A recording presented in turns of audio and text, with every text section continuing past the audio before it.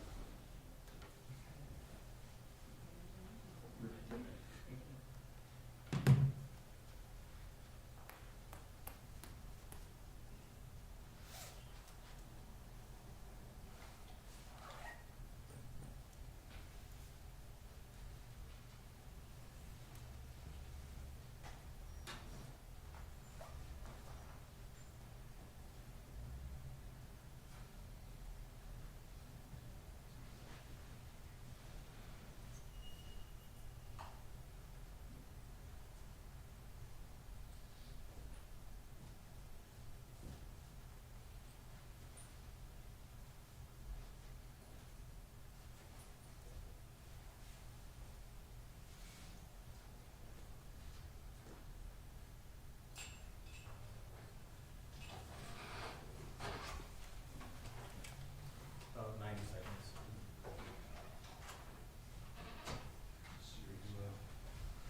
We'll do a final, whatever, make sure everyone's good. Mic check, mic check, mic check. All good, looks good, sounds good. Okay.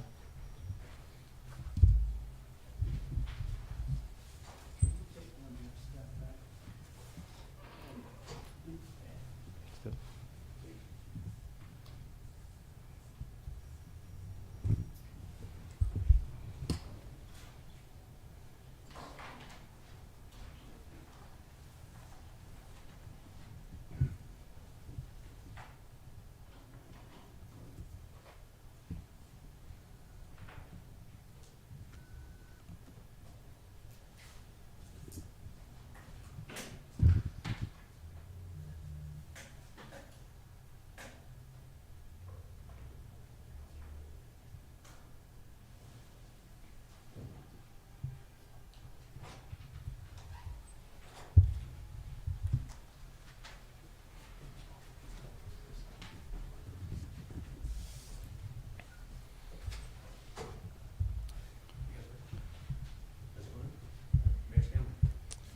Hello, everyone. I want to thank the members of the media for joining us this afternoon on a very difficult, very sad day in Buffalo. I'm joined this afternoon by Fillmore District Council Member Mitch Nowakowski, Buffalo Police Department Deputy Commissioner Patrick Overdorf, and Buffalo Police Department Chief of Detectives Craig Macy. As Mayor of the City of Buffalo, I'm deeply saddened to share that Michael Mickey Harmon and Jordan Coletto, two well-known, loved, respected members of Buffalo's Allentown and LGBTQ plus communities, were the victims of a tragic double homicide that took place yesterday. I want to extend my deepest and most heartfelt condolences to their families, their friends, their loved ones, and the community during this unimaginable time. I want you to know that we share in the grief of those who knew and of those who cherished them. And I know there are no words that we can say that can take away your heartache, but just want you to know that I and the entire Buffalo community are here for anything you may need. I've been in contact with Erie County District Attorney Michael Kane and his office, and I want to ensure the community that this case is being handled with the utmost seriousness, and that the Buffalo Police Department, the DA's office, and other partners will continue to collaborate to ensure the investigation is flawless. I know when an incident like this occurs, particularly when the victims are a member of the LGBTQ plus community, one of the first inclinations is to ask whether or not this is a hate crime or anything of that nature. At this point, there's absolutely no indication of that. However, I do want to stress the Buffalo Police Department will follow any and all leads during their investigation. With reference to that investigation, at this time, I want to bring up Buffalo Police Department Deputy Commissioner Patrick Overdorf to fill you in on a little bit more of the particulars. Deputy Commissioner? Thank you, Mr. Mayor.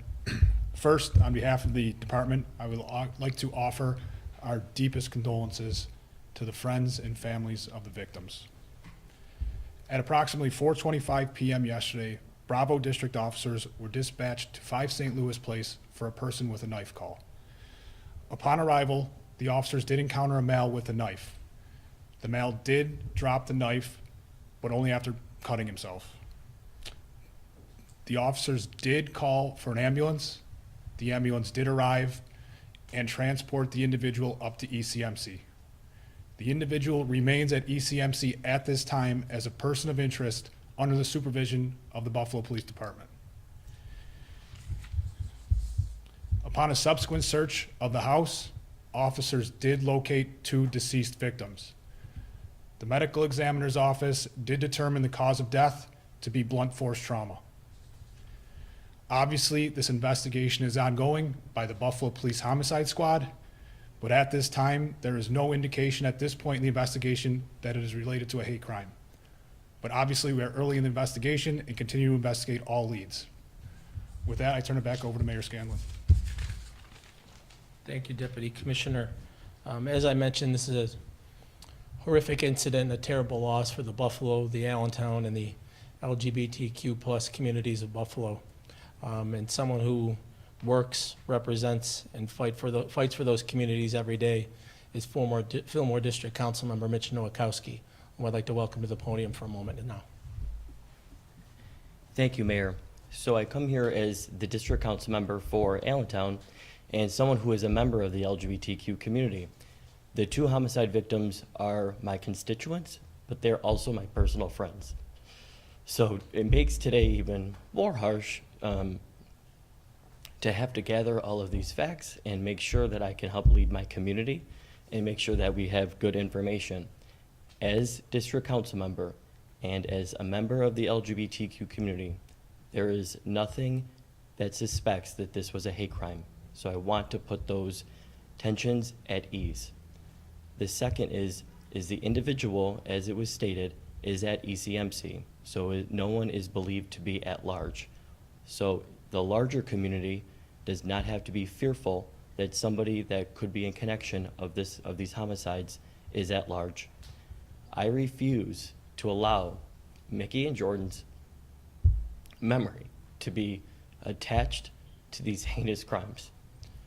I want everybody to know that these people were artists, were people of the Allentown community who made it better, who made things happen, who worked with me ever since I got into office. When you look and see Allentown, its vibrancy, its festivals, its artwork, think of them, because that is who they are. They do not deserve to have their legacy attached with the heinous crime that happened yesterday. So today, a lot of people in multiple communities are hurting. I'm hurting with them, but I'm also here to help lead us through this pain. We're not going to get over it, but we will get through it somehow, and I will do it together.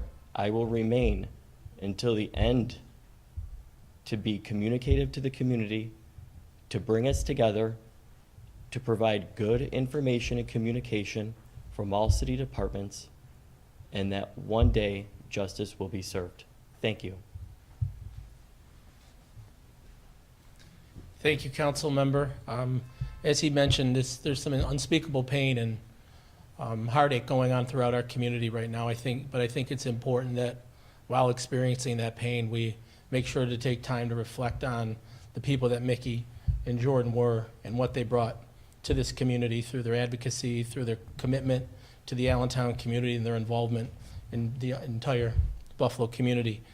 With that being said, I can open it up to any questions. Was the person who's in ECMC that is a person of interest in this, were they known to Mickey and Jordan? We don't have an answer to that at this point, but that's part of the ongoing investigation. Was the house where these 2 individuals were found, was it their house? I'm sorry? Was it their house, Mickey and Jordan's house? Yes, it was the occupants that were found deceased in the house. Does it was their house? Yes. Do you know who made the 911 call or how that came about? Yes, the 911 call came in from a friend that was concerned that one of the victims did not show up to work, came to the house to check on him. Do you have any idea how long from the acts and when the bodies were discovered during the how close time? We have an approximate timeline that we're looking to shore up with some evidence, but we have an approximate timeline during the course of the day yesterday. So it is believed that yesterday was the day that the crime was committed? Tentatively, yes. Did the house appear to be broken into? Any signs of forced entry? Those are all the things that we're looking into.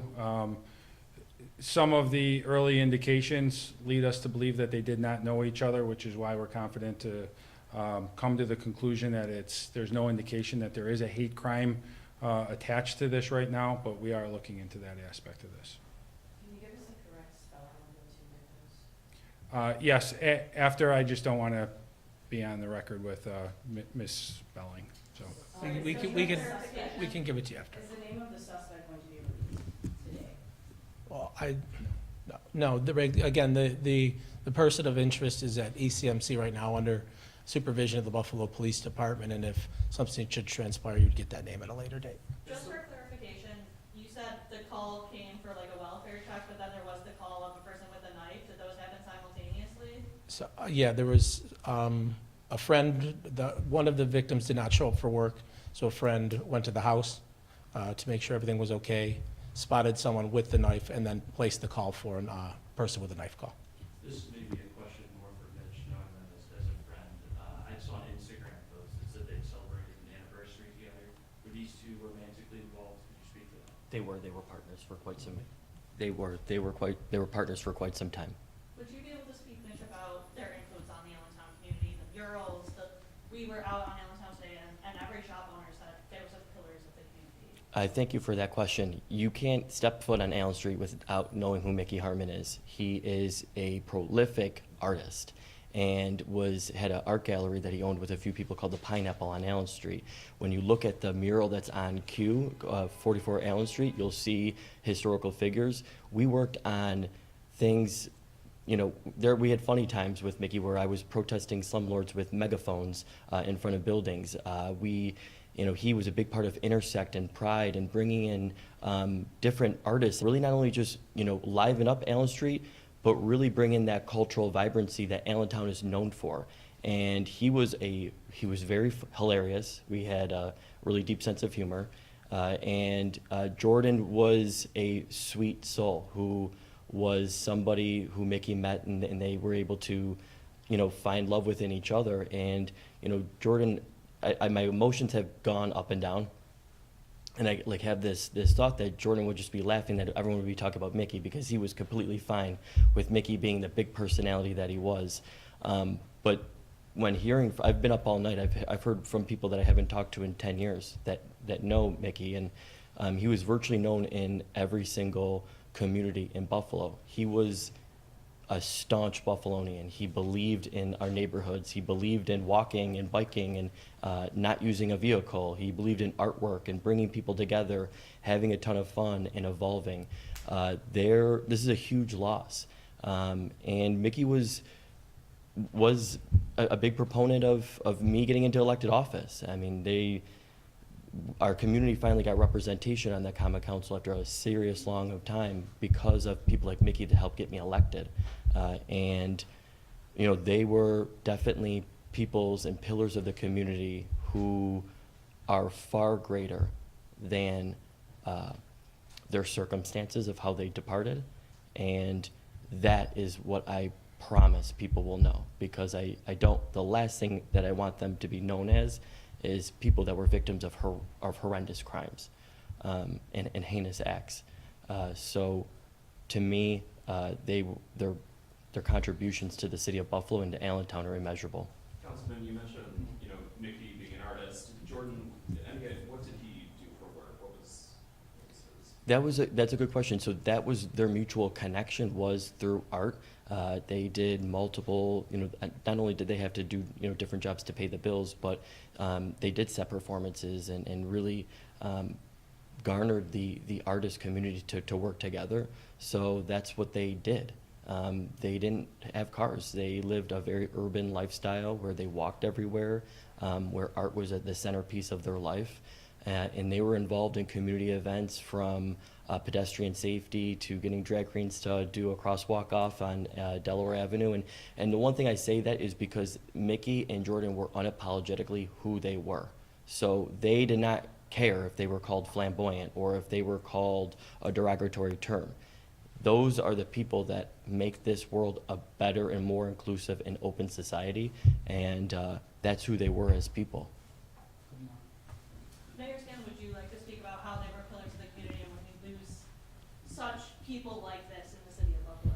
Yeah, it's heartbreaking whenever we lose someone in the city of Buffalo to this type of violence, this unspeakable violence. But when you have people who contribute on the level that that they did, it hits home a little harder. As the council member mentioned, you'd be hard pressed to walk through Allentown, and particularly down Allen Street, without a reminder of their participation in and their commitment to the city of Buffalo and things that take place here year round. And whether it's community events or small business, whatever it might be, their commitment to Buffalo won't be forgotten. I think it's extremely important what the council member talked about, that the one thing they are not remembered as is victims, but instead as the people who they were and how they contributed to the overall wonderfulness that is Buffalo. So just to be clear, at this point, it's not believed that Jordan and Mickey were known to their alleged attacker? We don't know that for a fact right now, but so far that is the indication. At this point,